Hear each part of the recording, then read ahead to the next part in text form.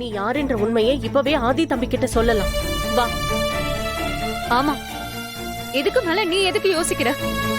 ஆதி மித்ராவை கல்யாணம் பண்ணிக்கிறேன்னு சொன்னப்பவே நான் தான் உங்க பொண்டாட்டின்ற உண்மையை நீ ஆதி கிட்ட சொல்லிருக்கணும். சரி, நீ சொல்லல, விடு. உங்களுக்குள்ள நடந்த அத்தனையும் நாங்க சொல்றோம்.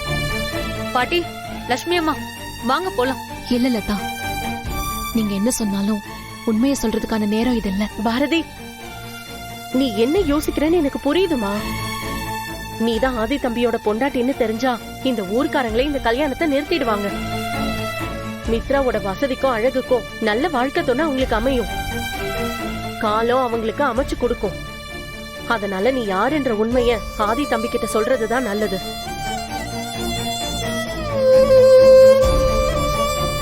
இல்ல, உண்மைய என்னால எப்பவுமே சொல்ல முடியாது.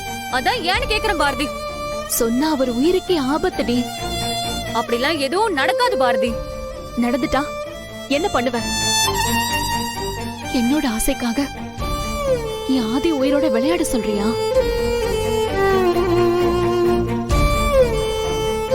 எனக்கும் ஆதியோட கையை பிடிச்சுக்கிட்டு நான் தான் உன் பொண்டாட்டின்னு சொல்லி 100 வருஷம் அவர் கூட சேர்ந்து வாழணும்னு நிறைய ஆசை இருக்கு.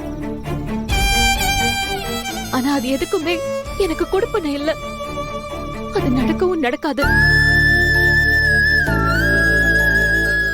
ஆதி என் கூட வாழணுங்கிறத தாண்டி எங்க இருந்தாலும் அவரு சந்தோஷமா வாழட்டும். எனக்கு அதுதான் வேணும். ஏ பைத்தியம், அவனோட சந்தோஷமே நீயும் உங்க குழந்தைங்களும் தாண்டி. ஆதியோட சோல்மேட் நீதான் பாரதி. அதனாலதான் இத்தனை வருஷம் கழிச்சு விதி உங்களை பார்க்க வச்சிருக்கு. உன் குழந்தை ஆதித்யாக்கு உடம்பு சரியில்லைன்னா ஆதி அவன் கூட க்ளோஸா இருக்கான்னு நீ நினைக்கிறியா? இல்லடி, நேச்சுரலாவே ஆதித்யாவோட மனசு ஆதிய தேடுது.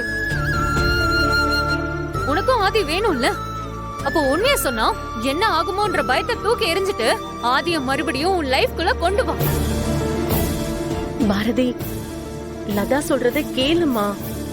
நம்ம ஆதி தம்பிய விட்டு கொடுக்கவும் முடியாம தன்னை சுத்தி என்ன நடக்குதுன்னு தெரியாம உன் புருஷன் தவிச்சிட்டு இருக்கான்.